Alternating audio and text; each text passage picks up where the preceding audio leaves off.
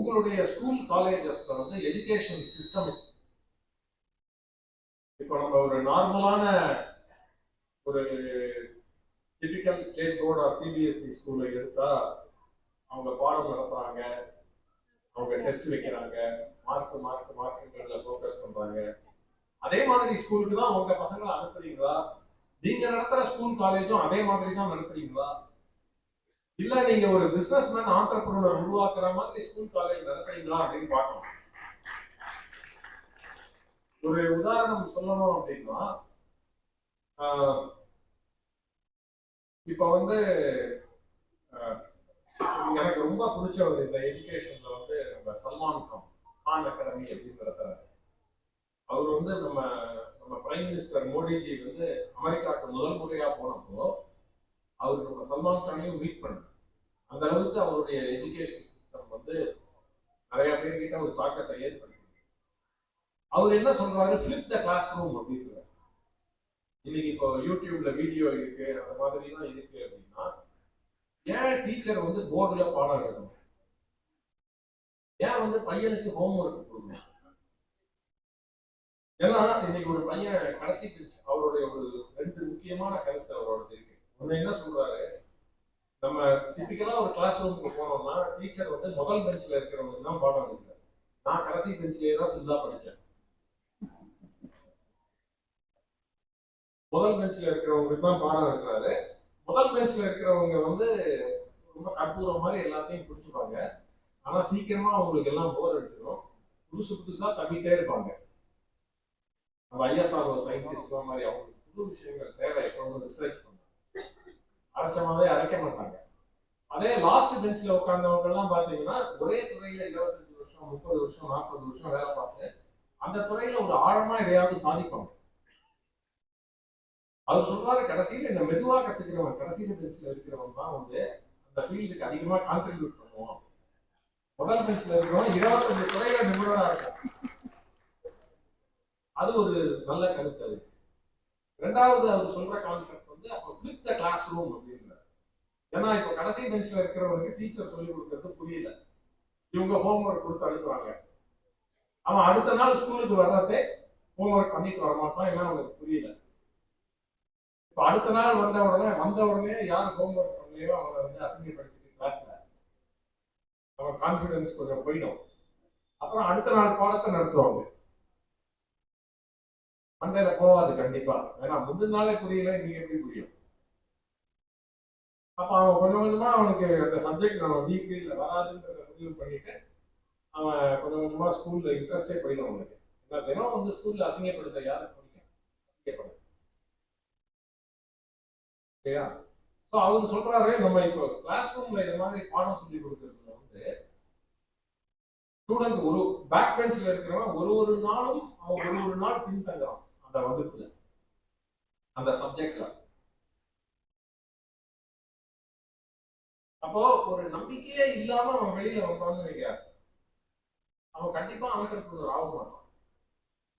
ஏன்னா ஒரு பிசினஸ் ஆரம்பிக்கணும்ன்றது ஒரு ஆட்டிடியூட். அவங்க மேல அவங்களுக்கு நம்பிக்கை இருந்தாதான் நான் தனியா இருப்பேன் அப்படின்றது வரும். அப்போ நம்ம எந்த ஸ்கூலுக்கு அனுப்பிச்சாலும், எந்த காலேஜுக்கு அனுப்பிச்சாலும், என்ன படிச்சாலும், எப்படி படிச்சாலும் நம்பிக்கைன்றது போகிற மாதிரி படிப்பே கிடையாது என்னை பொறுத்த வரைக்கும். அப்போ அவர் ஃபிளிப் த கிளாஸ் ரூம்ல என்ன சொல்றாருன்னா, இப்பதான் வீடியோவை அனுப்பிச்சுட்டா பசங்க வந்து வீடியோ பார்த்து கத்துப்பாங்கல்ல. அப்போ வீட்டுல வீடியோ பார்த்துட்டு கிளாஸ்க்கு வரணும். கிளாஸ்ல வந்து அவங்க ஹோம்ஒர்க் என்ன கொடுப்போமோ அதை கிளாஸ்ல சேர்ந்து செய்யட்டும். அப்ப இப்ப ஒருத்தன் வந்து 10 நிமிஷத்துல அந்த ஹோம்ஒர்க்கை முடிச்சிடுவோம். ஒருத்தன் புரியாதவன் வந்து 1 மணி நேரம் எடுத்துக்குவோம். அப்ப எப்படி வந்து அந்த புரியாதவனுக்கு நல்லா படிக்கிற பையன், நல்லா புரிஞ்ச பையன் சொல்லித்தரும். அப்ப ஒரு டீச்சர் இல்லாம 10 டீச்சர் 20 டீச்சர் ஆகும் நேரம் ஆக ஆக. அப்ப புரியாதவனுக்கும் அது புரிஞ்சிடும், அவனும் ஹோம்ஒர்க் பண்ணிடுவோம். இததான் ஒரு சல்மான் கான் வந்து ஃபிளிப் த கிளாஸ் ரூம் அப்படிங்கிறாரு கான் அகாடமியில. இப்போ அந்த மாதிரி நம்ம கல்வியில வந்து இப்ப இத மாதிரி வளர்ந்தாங்கன்னு நீங்க புரிஞ்சுட்டுதான் ஒரு வேலையை செய்வாங்க, புரிஞ்சுட்டுதான் படிப்பாங்க, நம்பிக்கை இருக்கும். அப்ப நம்ம சொந்தமா ஒரு தொழில் தொடங்கலாம்ன்றது வரும். ஏன் இஸ்ரேல் 277 இருக்கு, தமிழ்நாடு 3.6 இருக்குன்னா முக்கியமான காரணம் வந்து நம்மளுடைய கல்வி முறை வந்து அவங்களுடைய செல்ஃப் கான்பிடன்ஸ் வந்து நிறைய இருக்குது. அப்போ நீங்க நிறைய கல்வி நிறுவனங்கள் வச்சிருக்கிறதுனால வீட்டுல என்ன நடக்கிறதுன்னு நீங்க கண்ட்ரோல் பண்ணலாம். எஜுகேஷனல் இன்ஸ்டிடியூஷன் உங்களுக்கு எப்படி நடக்கும்ன்றதையும் நீங்க கண்ட்ரோல் பண்ணலாம். அப்போ உங்களால வந்து கண்டிப்பா வந்து அடுத்த தலைமுறையில வந்து நிறைய பேர் பிசினஸ் இஸ்ரேலோட கம்ப்ளீட் பண்ற அளவுக்கு உருவாக்க முடியும் அப்படின்றத வந்து நம்ம நம்பணும். அதுதான் என்னுடைய பார்வையான கருத்து. இப்போ சொல்லுங்க. Hello, good evening. I am Ramvilash from JST Smartphone. We are manufacturers and exporters of normal products. We are based in Madrid. So first in our question is how SMEs, so you hear a lot of SMEs are here, how we can embrace AI and data science in our but to a lot of youngsters who are college students are here. So how can they emerge in this AI and data science startups? What kind of இந்த துறையில போகலாம்? நீங்க கேட்க 2 கேள்வியுமே நான் 2 நிமிஷத்துல பதில் சொல்ல முடியாத கேள்வியா இருக்கு. ஏன்னா அவுட் ஆஃப் சிலபஸ் மாதிரி நான் எடுத்துக்க டாபிக் கண்டிப்பா இன்னொரு 1 மணி நேரம் அதை பத்தி பேசுவோம். ஏன்னா இது 1 நிமிஷத்துல பதில் சொன்னா எனக்கே திருப்தி இருக்காது.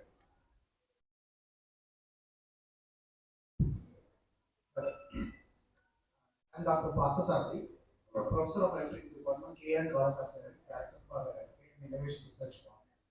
Professor Abdullah. Israel compare பண்ணி ரொம்ப அருமையா இருக்கு. 2018 2 months Israel. நீங்க சொன்ன மாதிரி ஒரு two startups in India for technology transfer and innovation of wireless power communication. We successfully completed the project.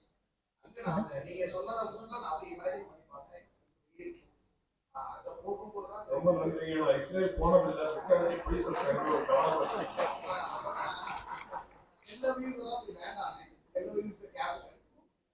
But Jerusalem both the companies are governed by 2 youngsters. சொன்ன மாதிரி அவங்க 11th முடிச்சுட்டு 12th grade முடிச்சு 2 years service முடிச்சுட்டு தான் வந்தாங்க.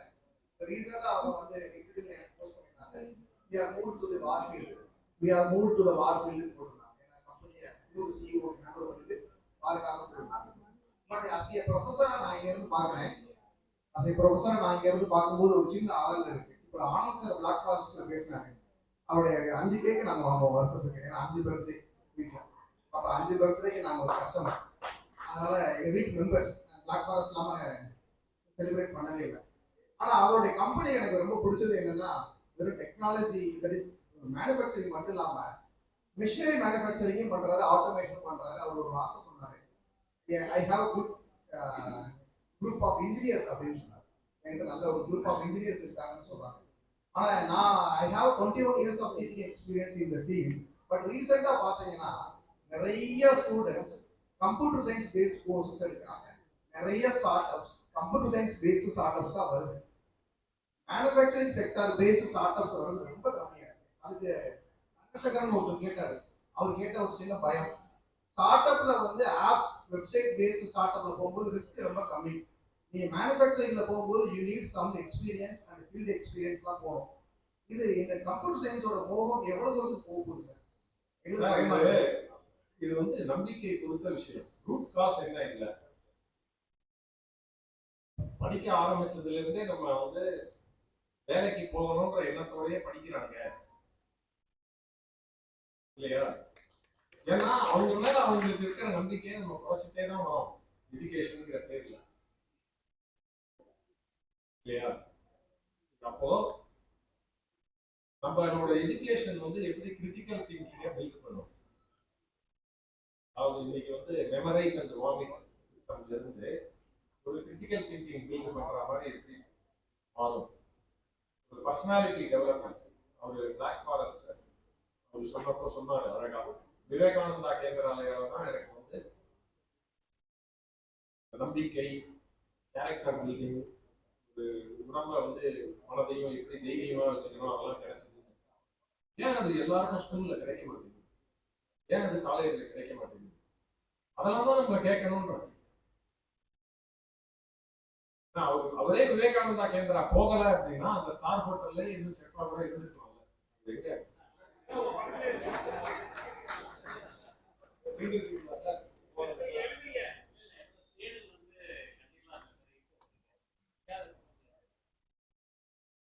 அது அவரு அதுதான் நம்ம கத்துக்கிறோம். அவருக்கு விவேகானந்தா கேந்திரால கிடைச்ச விஷயத்த அதை விட 10 மடங்கு நேரம் ஸ்கூல் காலேஜ்ல செலவு பண்ணியிருக்காங்க. ஏன் கிடைக்கல? ஏன்னா அவருக்கு அது நடக்கல அப்படின்னா இன்னும் 10 வருஷம் கழிச்சு அவர் ஆண்டர்பிரினர் ஆயிருந்தாருன்னா அந்த ஆப்பர்ச்சுனிட்டி இழப்பு அவருக்கு மட்டும் இல்லை, சமுதாயத்துக்கே.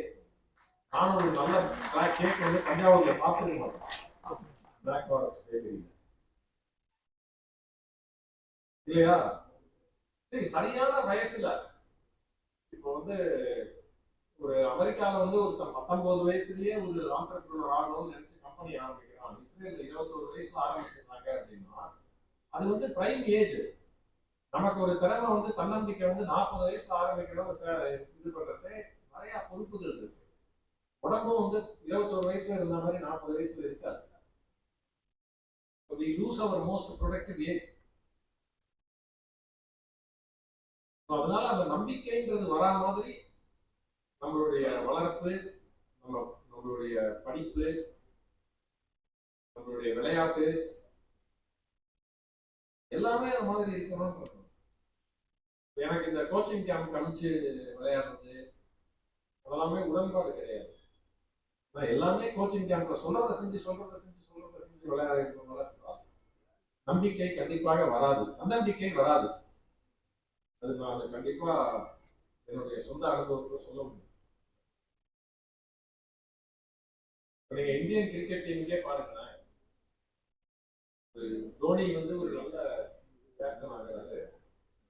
ஆனா அவர் வளர்ந்த இடங்கள் எல்லாத்துலயும் கோச் அவ்வளவு. பாம்பேல சிறந்த பிளேயர் வராங்க, சிறந்த கேப்டன்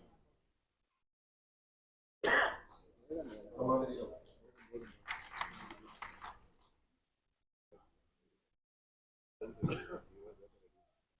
என்னோட கொஸ்டின் வந்து, நீங்க பேரண்டிங் பத்தி வந்து சொன்னீங்க. உங்களோட ரெண்டாவது பாயிண்ட் பிசினஸ்ல வந்து அடுத்த லெவல் போறது. என்னோட ஃபாதர் வந்து ஒரு கிளார்க்கா வந்து அவரோட லைஃப் வந்து அவர் அதுக்கு பிசினஸ் ஆரம்பிக்கிறப்போ என்னை வந்து நான் படிச்சுக்கிட்டு இருக்கிறப்பவே என்னை வந்து எல்லா இடத்துலையுமே வந்து கஸ்டமரை பார்க்க, சேல்ஸ் பண்ண என்னை கூட்டிகிட்டு போயிட்டு இருந்தாரு. எனக்கு வந்து பிசினஸ்ல ஆர்வம் வந்தது. நான் புதுசா வந்து ஒரு இண்டஸ்ட்ரி ஆரம்பிச்சேன். அதே டெக்னிக்கை வந்து ஐ ஃபாலோ. என்னோட சன்ஸ் 2 பேரையுமே வந்து நல்ல இன்ஜினியரிங் முடிச்சு, ஒருத்தர் MBA வந்து முடிச்சாரு, ஒருத்தர் வந்து இன்ஜினியரிங் முடிச்சாரு. 2 பேரையுமே ஒரு 2 வருஷம் 3 வருஷம் அயல்நாடுகள்ல போய் வந்து வேலை பார்க்க வச்சுட்டு அதுக்கப்புறம் என்னோட பிசினஸ்லயே நான் அப்சர்வ் பண்ணி அவங்களையும் வந்து கொண்டு வந்துட்டேன். எப்படியும் ஃபேமிலி பிசினஸ் வந்து கண்டினியூ ஆகுது. நிச்சயமா என்னோட ஃபாதரை விட நான் நல்லா வசதியா தான் இருக்கேன். என்னோட என்னோட பசங்க வந்து நல்லா தான் இருக்காங்க. ஆனா ஒரு பெரிய லெவலுக்கு வந்து நாங்க இன்னும் போக முடியல. நீங்க சொன்ன மாதிரி வந்து ஒரு பப்ளிக் லிமிடெட் கம்பெனி மாதிரி வந்து ஃபார்ம் பண்ண முடியல. நாங்க எங்க லேக்கா இருக்கோம்ன்றது எங்களுக்கு தெரியல. இன்னைக்கு நேரம் இருந்ததுனால அதை கவர் பண்ண வேண்டாம். ஆனா உங்களை நான் ஒரே ஒரு விஷயத்தை சிந்திக்க சொல்றேன், தப்பா நினைக்கிறேன். நீங்க வந்து பையனை நான் கொண்டு வந்துட்டேன்னு சொன்னீங்க பாருங்க, அது ஏன் சொல்றோம்னு யோசிக்க. பையங்க வந்துட்டாங்கன்னு சொன்னீங்கன்னா பெரிய லெவலுக்கு போகிற வாய்ப்பு அதிகம்.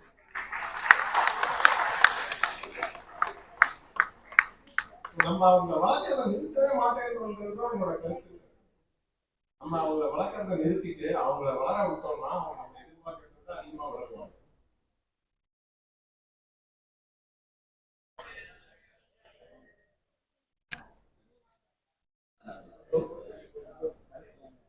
Hello. Good evening. Education system வந்து இன்னைக்கு நிறைய மாறிதான் இருக்கு. பட் ப்ராஜெக்ட்னு ஒன்று கொடுக்குறோம், ஸ்டூடெண்ட்ஸ்க்கு வந்து வெளியில போய் அப்ரோச் பண்ணிக்குவாங்க அப்படின்னு சொன்னோம்னா நிறைய இடங்கள்ல வந்து அவங்கள வந்து இது பண்றது. நான் படிக்கும் போதெல்லாம் ப்ராஜெக்ட்டுக்கு வந்து அலோவ் பண்ணாங்க. இப்போ என்ன பண்றாங்கன்னா நிறைய இடங்கள்ல ப்ராஜெக்டை விற்கிறாங்க. ஸோ ஸ்டூடெண்ட்ஸ் போய் வாங்கிக்கலாம், இல்லைன்னா ஆன்லைன்ல டவுன்லோட் பண்ணி அவனுக்கு வந்து அதை செய்யணும் அப்படிங்கிற அந்த இம்பார்ட்டன்ஸ் தெரிய மாட்டேங்குது. எல்லாமே கிடைக்குது, ஸோ அவங்க எங்கேயும் போய் வெயிட் பண்ண மாட்டேங்கிறாங்க, எல்லாத்தையும் ஆன்லைன்ல வாங்கிடுறாங்க, அவங்களுக்கு பொறுமை இல்லை. அப்ப நம்ம அதை எப்படி அவங்கள்ட்ட இல்லைங்க, கொண்டு அது வரது? நீங்க நினைக்கிறது முதல்ல தவறு. நம்ம ஏன் வந்து முதல்ல வந்து அது ஸ்டூடெண்டோட தப்புன்னு நினைக்கிறத விட்டுணும். ஆக்சுவலா என்ன கேட்டீங்கன்னா, பர்சனலா நான் இன்னைக்கு வந்து ஒரு 19 வயசு 20 வயசு 21 வயசு பையனை பார்த்தா எனக்கு பாவமா தான் இருக்கு. ஏன்னா அவங்க இன்னைக்கு வந்து ஏன் போய் ப்ராஜெக்டை வாங்குறாங்கன்னா, அது நம்மளுடைய எஜுகேஷன் சிஸ்டமோட, பேரண்டிங்கோட, சமுதாயத்தோட தவறுன்னு நான் நினைக்கிறேன். இப்போ என் ஆபீஸ்ல அவங்க வேலைக்கு சேர்றாங்க, நான் வந்து வேலைக்கு எடுக்கிறேன். ஒரு ப்ராப்ளம் பாருங்க, தமிழ்நாட்டில் நீங்க எந்த பிசினஸ் மேன் வேணா போய் பாருங்க, வேலைக்கு ஆள் கிடைக்கலன்னு சொல்றாங்க. அப்படி இருங்க, அப்படி இருக்கிறது வெளிநாடுகள், வளர்ந்த நாடுகள் எல்லாத்துலயுமே வந்து ஸ்டூடெண்ட்டுக்கு 10 நாள் தான் இன்டர்ன்ஷிப் கிடைக்குது, 1 மாசம் தான் கிடைக்குது, 3 மாசம் தான் கிடைக்குது, பணம் கொடுத்து கிடைக்குது. ஏன் நம்ம ஊர்ல அப்போ ஒரு பக்கம் வேலைக்கு ஆள் கிடைக்கலன்னு இருக்கிறது, இன்னொரு பக்கம் ஏன் ஸ்டூடெண்ட் எடுக்க மாட்டேன்னு சொல்றாங்க? அந்த ஸ்டூடெண்டோட தப்பு இல்லை. நம்ம கல்வி முறையில வந்து அவங்களுக்கு, என் ஆபீஸ்ல நான் ஒரு ஃப்ரெஷரை எடுத்தேன்னு வைங்க, நான் கோஃப்ரூவல் நடத்துறது 90% பீப்புள்கிட்ட உருப்படியா ஏதாவது கம்பெனிக்கு கான்ட்ரிபியூஷன் வாங்குறதுக்கு 6 மாசம் ஆகும். அதுக்கு கம்மியா அவங்க வேலைக்கு வந்தாங்க, வேலைக்கு வந்து அவங்க அது வரைக்கும் ஓவர் ஹெட் தான். அதுல 50% வந்து 3 மாசத்துல ஓடி போயிடுவாங்க. கேட்டா ஒரே காரணம் வந்து, எனக்கு வேலையுமா இப்படி இருக்கும்னு தெரியாது, இது எனக்கு பிடிக்காத சப்ஜெக்ட், இது வராது அப்படின்லாம் முடிவு பண்ணிட்டு. அப்போ காலேஜுக்கு வர்றதே வந்து என்னை பொறுத்த வரைக்கும் எக்ஸ்ப்ளோர் பண்ணி எது பிடிக்கும் பிடிக்காதுன்னு கண்டுபிடிக்கிறதுக்கு. அப்ப எப்படி அவனே அப்ளை பண்ணிட்டு அவனே வந்து சேர்ந்துட்டு இது எனக்கு பிடிக்காதுன்னு சொல்ற அளவுக்கு எப்படி எஜுகேஷன் இருக்கு? அப்போ அதாவது இப்ப நிறைய ரிசர்ச் ரிப்போர்ட் வந்து சென்ட்ரல் கவர்மெண்ட்டே கூட வெளியிடுறாங்க, இந்தியாவில் வந்து 70% ஸ்டூடெண்ட் கிராஜுவேட்ஸ் வந்து அன்எம்ப்ளாயபிள், 60% அன்எம்ப்ளாயபிள், ஏதோ நம்பர்லாம் போடுறாங்க. அந்த நம்பர் நான் எவ்வளோ பர்சன்ட்னு எக்ஸாக்டா பார்க்கல. அது எல்லாமே பையனோட ப்ராப்ளமா இல்லை அது எஜுகேஷன் சிஸ்டமோட ப்ராப்ளமா அப்படின்னு யோசிக்கணும். நான் என்ன சொல்றேன், இப்ப கான் அகாடமியில அவர் சல்மான் கான் சொல்ற மாதிரி சிஸ்டம்ல வந்தான்னு வைங்க, ஒரு பையனுக்கும் 3 இன்டர்ன்ஷிப் கிடைக்கும்.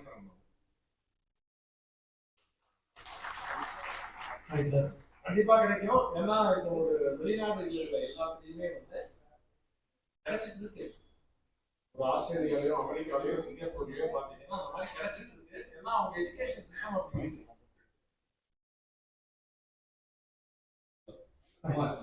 குமார், நீங்க அருணிங்க அவங்களுக்கு நான் ஒரு ஆன்சர் சொல்றேன். நான் இப்ப கம்பெனி ஆரம்பிச்சிருக்கேன்ல, இதுக்கு ஆரம்பிச்சதுக்கு காரணம் வந்து என்னோட ஹெச்ஓடி தான். ஏன்னா அவங்களோட எஜுகேஷன் சிஸ்டம் வந்து கம்ப்ளீட்டா டிஃபரெண்டா இருக்கும். சிம்பிள் ஒரே ஒரு எக்ஸாம்பிள் சொல்றேன். அவங்க வந்து நெட்வொர்க்கிங் சப்ஜெக்ட் எடுத்தாங்க, கம்ப்யூட்டர் நெட்வொர்க். அப்போ வந்து அசைன்மெண்ட் கொடுப்பீங்க, நாங்கள் திருப்பி கொடுப்போம்ல. ஸோ எல்லாரும் வந்து என் கிளாஸ்ல இருக்க எல்லாரும் ஒரு 40 பேர் என்ன பண்ணாங்கன்னா, அவங்க எல்லாரும் அழகா 3, 4, 5 பக்கம் எழுதி கலர் வச்சு இதெல்லாம் வச்சு எங்க முன்னாடி எடுத்து வந்தாங்க. நான் வழக்கம் போல லாஸ்ட் நாள் தான் போனேன், லைப்ரரி போனேன், ஒரு 2